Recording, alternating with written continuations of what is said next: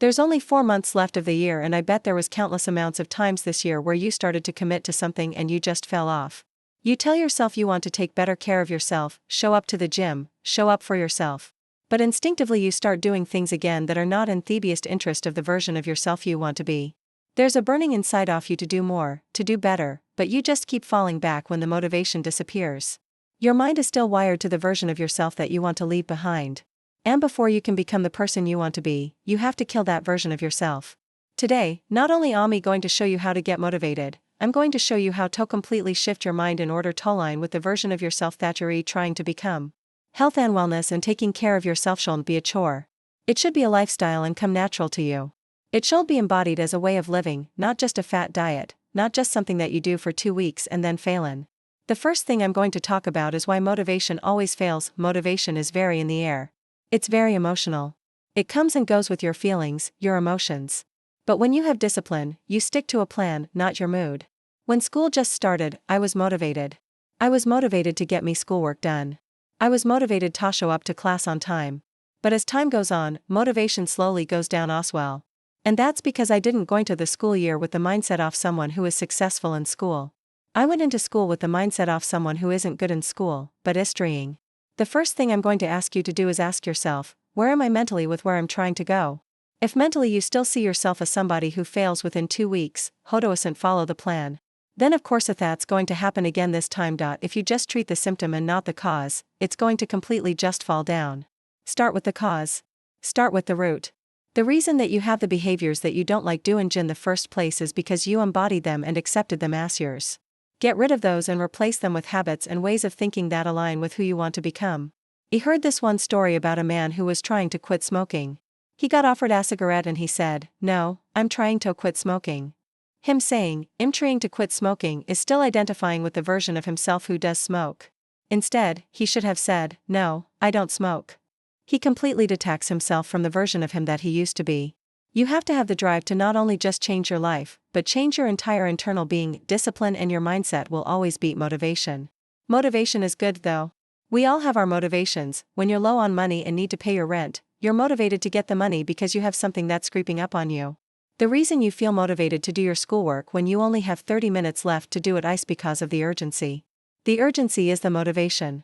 The next thing I'm going to talk about is your habits. Habits will always outperform your motivation. Focus on consistency over intensity. Walking 10 minutes every single day is better than running 1 mile one day and then being burnt out and never moving again for the rest of the week. Don't commit to doing things that you hate to do.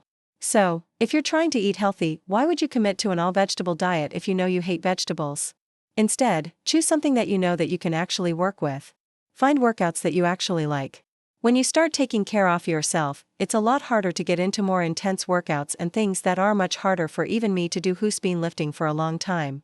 So, starting small and starting with things that you can compound over time. If you force yourself to do workouts that you don't like, it's going to be so much harder to stay consistent and motivated. Working out and taking good care of yourself isn't a punishment. It's made and designed to literally make your life better. So, if it's making your life worse and making you hate your life because you feel like it's a punishment having to show up to the gym and take good care of yourself, then you're doing it wrong. Stacking your habits makes it so much easier to get things done as well. If it's a habit that every single morning you have your cup of coffee, then right next to it, put your vitamins. If it's a habit that every single day when you wake up, the first thing you do is go on your phone, put your gym clothes right next to your phone. Your environment really dictates how you act throughout the day. So, if your room is in chaos, then it's going to be a lot harder for your mind to be clear. If your kitchen is full of food that you're trying to avoid, it's going to be much harder to resist that than it is to just not have it there in the first place. It's counterintuitive to keep things in your environment that aren't in your best favor when you're trying to become a better person.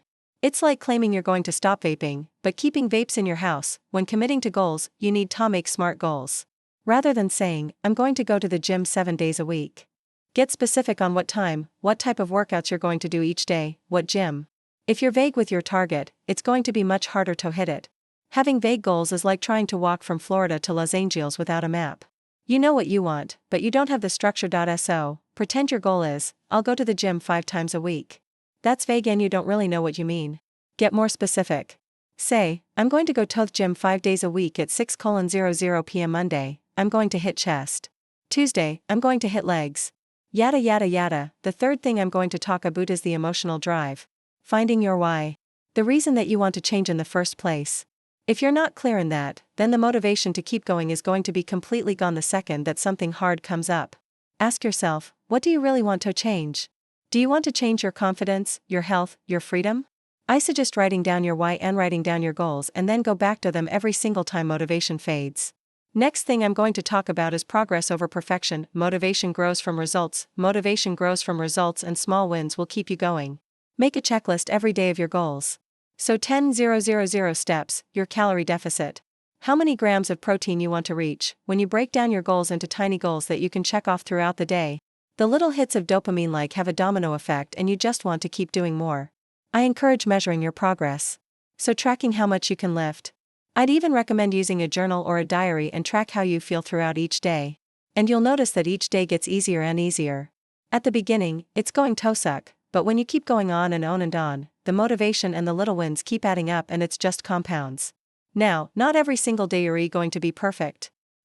Some days you're going to miss a workout and some days you're going to go over your calories or not hit your protein goal, but that doesn't mean that the day is completely ruined.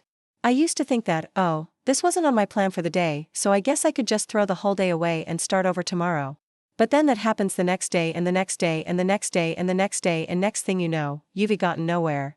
So, the fact that you show up every single day, even if it's not perfect, still means something. So, if you mess up just a tiny bit, that doesn't mean that you get to throw the whole day away. It's like spilling a little bit of water in your shirt and be like, oh, well, I already up my shirt, so just pour the entire thing on you. Missing one workout doesn't ruin your progress, but quitting does. Some tips I am going to give you is to have really fun gym playlist. If I show up to the gym with a fun playlist, a cute workout set, and an energy drink in me hand, I just know that the workout's going to be amazing. I notice that when I am in a cute workout set, I lift better. I don't know if it's like a psychology thing, but when you look good and you feel good, you're going to lift better. I'd also recommend having someone to talk to and someone to relate to with your self-improvement journey. Like my sister and I, we're both going to the gym together. We're both eating healthy meals together, and we're both holding each other accountable. Not only do I have someone to talk to about my health and wellness, I also have someone to hold me accountable and keep me in check. I also have a reward system for myself. So, pretend I hit a PR, then I'm going to go get a matcha after the gym. Every day that I'm logging my calories, I prelog a sweet treat at the end of the day that I get to have if I stick to my goal every single day. Prelogging foods that you love into your calorie counting makes it so much easier to stick to your goals because you don't feel like you're completely dreading everything that you're doing. It's supposed to be difficult, but it's also supposed to be fun. This is all just a part of growth, and it might be a little uncomfortable sometimes, but ultimately keeping in mind your why and showing up every single day. It's just also worth it. It's going to be hard the first few days and sometimes it's going to feel like you don't even know what you're doing. I didn't even know what I'm doing sometimes. Sometimes I feel like I show up and I don't even know who I am or what I'm trying to do, but regardless, I'm showing up and I end up having a great time. I've also found that time blocking makes it so much